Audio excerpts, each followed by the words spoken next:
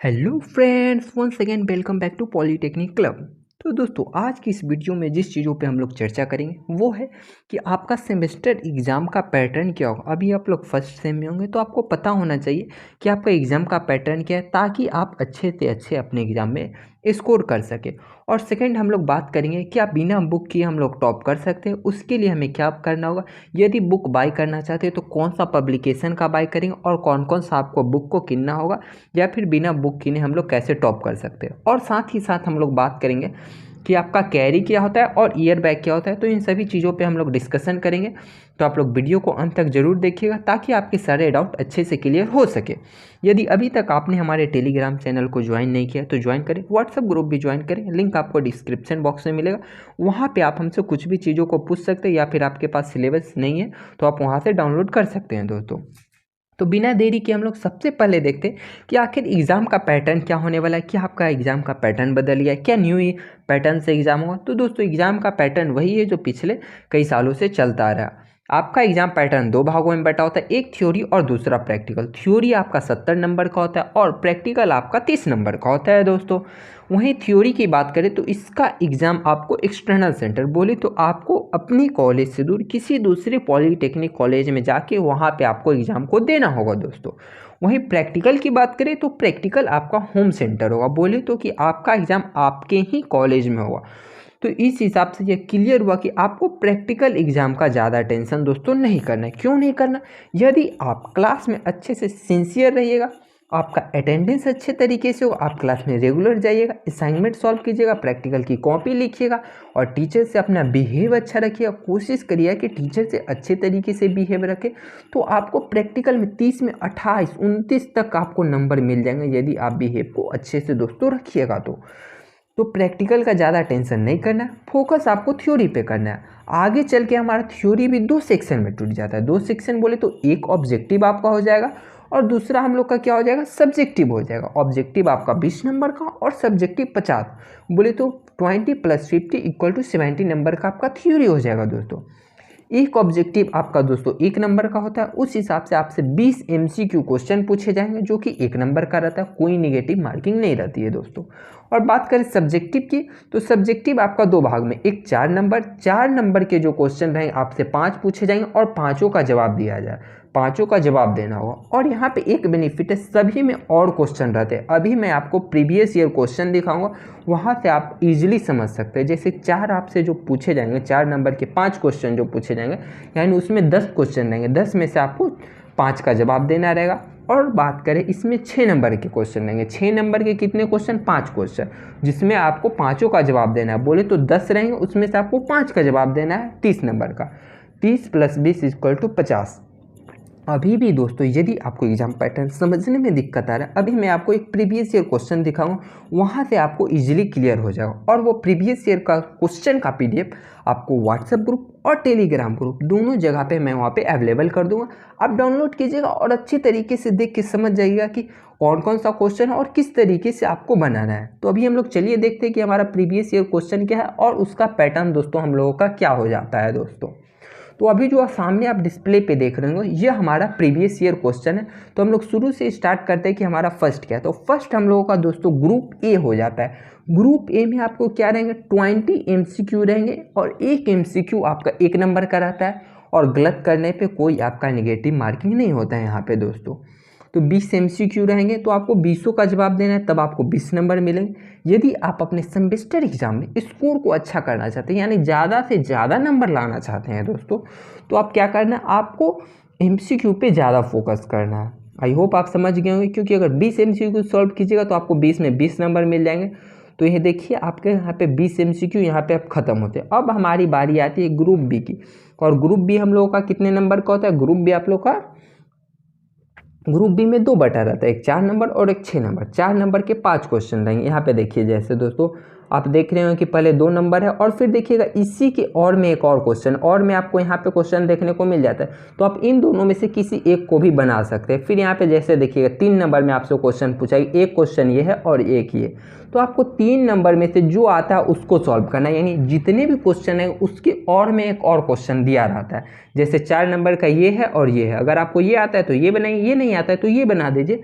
तो इसलिए आपका एग्जाम थोड़ा ईजिली हो जाता है। अगर अच्छे से पढ़िएगा तो अच्छा से अच्छा आप लोग स्कोर कर सकते हैं। हर एक क्वेश्चन के और में दिया रहता है, आप दोनों में से कोई एक आसानी से बना सकते हैं दोस्तों। हर एक क्वेश्चन में रहेंगे। यहाँ पे देखिए ग्रुप सी है ना 6 नंबर का, इसमें भी आपको उसी तरीके से रहेंगे। देखिए जैसे 7 नंबर का क्वेश्चन है, एक हमारा ये क्वेश्चन हो गया दोस्तों 7 नंबर में, और फिर और यहाँ पे दिया है और के बाद ये।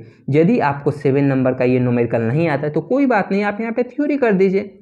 आपको ऐसा रहेगा एक थ्योरी एक न्यूमेरिकल, कुछ इस टाइप से आपको प्रत्येक क्वेश्चन में दोस्तों देखने को मिल जाएंगे। तो यदि आपका न्यूमेरिकल बिख रही है, जैसे ये क्वेश्चन आपसे नहीं बन रहा है, तो कोई बात नहीं, आप इसे बना दीजिए। स्क्रू जैक का क्वेश्चन इसे बना दीजिए आप इजीली।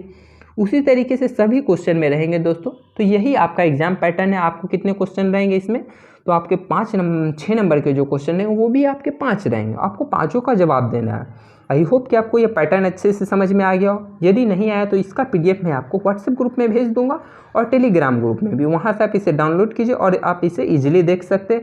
यह आपका 2021 का ऑड क्वेश्चन का इंजीनियरिंग मैकेनिक्स का कोई पैटर्न नहीं चेंज हुआ। आप किसी के बहकावे में न जाइएगा कि एग्जाम पैटर्न चेंज हुआ, सेम एग्जाम इसी तरीके से आप लोग का होता आया और आगे भी होगा। अब हम लोग दोस्तों वीडियो के सेकंड पार्ट में चलते हैं। सेकंड पार्ट में हम लोग को बेसिकली देखेंगे कि हम लोग को बुक जो लेना है किस पब्लिकेशन का लेना है, या फिर बिना बुक बाय किए हुए कैसे टॉप करेंगे। हम लोग इन चीज़ों को देखेंगे। क्या टॉप करना संभव है बिना बुक का, तो हाँ दोस्तों ये इजीली है। और maximum student, maximum to maximum 95% student book buy करते ही नहीं है और वो ऐसे ही एग्जाम को दे देते हैं। अब बुक नहीं बाय करने के पीछे के कारण है बेसिकली हम लोग जो आते हैं एग्जाम देने के लिए पॉलिटेक्निक जो करते हैं मिडिल क्लास फैमिली से करते हैं, और इसके बुक काफ़ी ज़्यादा महंगे होते हैं। तो बिना बुक बाय किए भी हम लोग अच्छे तरीके से पढ़ते, उसका भी एक उपाय है दोस्तों। आप लाइब्रेरी जाइए और आइडेंटिटी कार्ड बना लीजिएगा। यदि आप लाइब्रेरी जाते हैं और आइडेंटिटी कार्ड बना लेते हैं तो आपको एक आइडेंटिटी कार्ड यानी अपने आइडेंटिटी कार्ड से आपको 2 बुक मिलेगा। बट आप तो बोलिएगा कि मुझे तो 5 सब्जेक्ट पढ़ना और हमें 5 बुक चाहिए।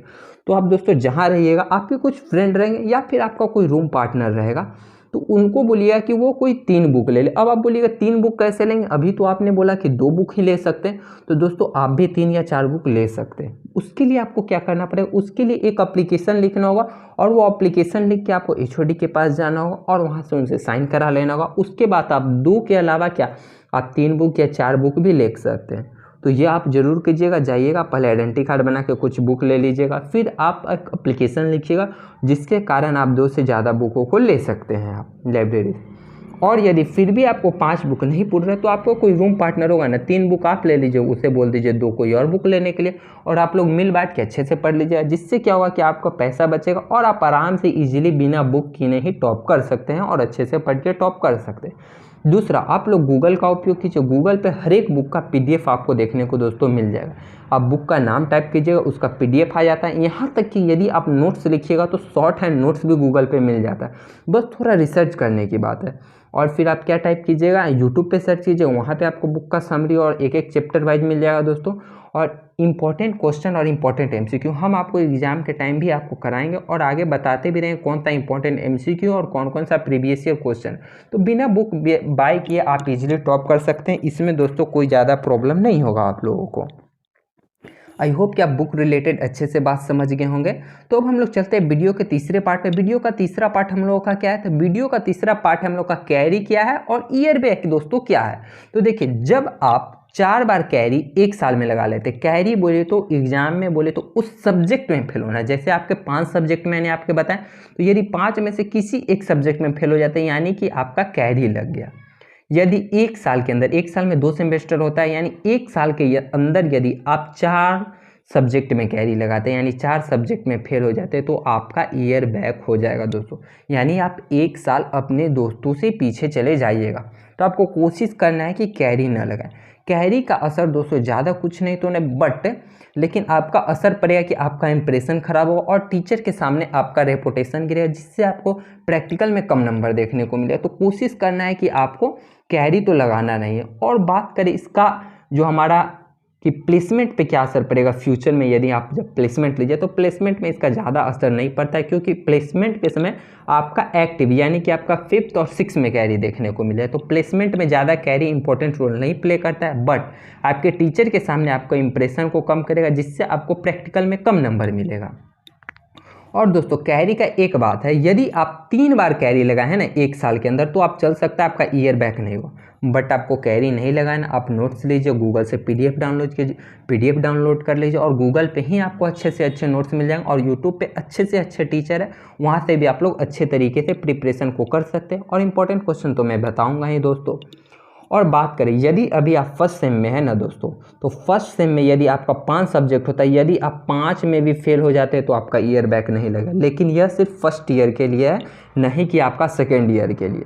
तो इसलिए पहले मैं बता दे रहा हूँ, यदि अभी आप फर्स्ट सेम में तो 5 का 5 सब्जेक्ट में फेल हो जाइएगा, फिर भी आपका ईयर बैक नहीं लगेगा। बट आपको ऐसा नहीं करना। यदि आप फेल हो जाते हैं तो पता है दोस्तों क्या होगा, जब आप अगला बार एग्जाम दीजिएगा यानी सेकेंड सेम में, तो आपको 10 पेपर का आपको एग्जाम देना हो, जो कि बहुत टफ हो जाएगा दोस्तों।